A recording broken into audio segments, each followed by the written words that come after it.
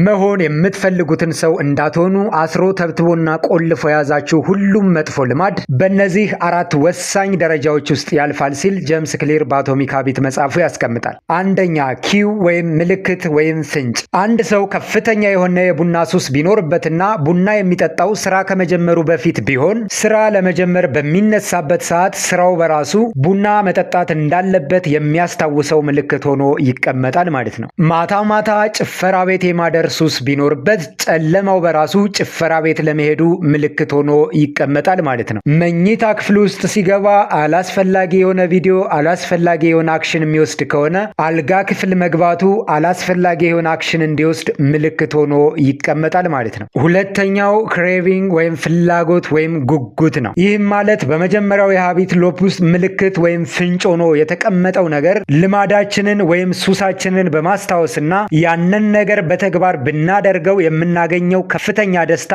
በምናባችን በመከሰትና በሰውነታችን በመሰራጨት የሚያጓጓን፣ የሚያንገበግበን፣ የሚያነሳሳን ማለት ነው። ሶስተኛው አክሽን ወይም ተግባር ወይም ምላሽ ነው። በመጀመሪያው የሃቢት ሎፕ ውስጥ ያየነው ምልክት ወይም ፍንጭ ስሜታችንን አቀጣጥሎ በከፍተኛ ጉጉት አንገብግቦ ራስ ገዝነታችንን አሸንፎ በተግባር እንድናደርገው ከዘፈቀን ከደፈቀን ልማዱ ወይም ሱሱ ተደረገ ወይም ተከናወነ ማለት ነው። አራተኛውና የመጨረሻው ሪዋርድ ወይም ውጤት ወይም ሽልማት ነው። ሳንወድ ወይም ሳንፈቅድ ተገደን ያደረግነው ልማድ ወይም ሱስ ጥሩ ከነበረ የምናገኘው ሽልማት የደስታ ምንጫችን የሆነ ጥሩ ነገር ሲሆን፣ ያደረግነው ተግባር አደገኛ መጥፎና ገዳይ ከነበረ የምናገኘው ውጤት ሐዘን፣ ጸጸትና ተስፋ መቁረጥ ይሆናል ማለት ነው። ከመጥፎ ሱሶች እንዴት መውጣት እንዳለብን ሐሳብ የምትፈልጉ ከሆነ ኮመንት ላይ አሳውቁኝ። ፎሎ፣ ኮፒ ሊንክ፣ ሼር እንዳይረሳ።